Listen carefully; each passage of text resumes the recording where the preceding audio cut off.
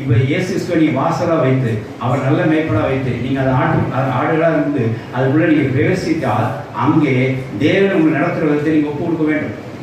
தேவன் செய்கிற செயலை நீங்கள் என்ன செய்யணும்? அந்த மேற்கொண்டு செயல் அறிந்து கொள்ள வேண்டும்.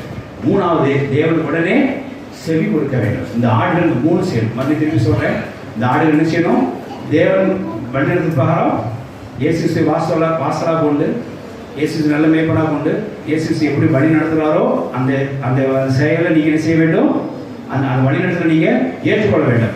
ரெண்டாவது, அவர் உங்களுக்கு என்ன செய்கிறாரோ அதை நீங்கள் என்ன செய்ய நன்கு இருந்து இது மேய்ப்பன் எனக்கா செய்கிறார், மண்ணாவை நிப்பாட்டி பாடத்தின் ஒரு காணாதேசம் கூட்டு போகிறார் அப்படிங்கிற தேவனுடைய செயலை நீங்கள் இந்த ஆடுகள் மேய்ப்போட செயலை புரிந்து கொள்ள வேண்டும். மூணாவது, அந்த ஆடுகள் மேய்ப்பன் உடனே செய்யணும், செவி கொடுக்கணும். செவி கொடுக்கும்போது பழைய காரியத்தை மனசு வச்சுக்கொண்டு இச்சையாக எனக்கு செவி கொடுக்க இல்லாமல் இப்போ கர்த்தர் என்ன சொல்றார் அதை செய்வேன், அதை ஆசைப்பட்டு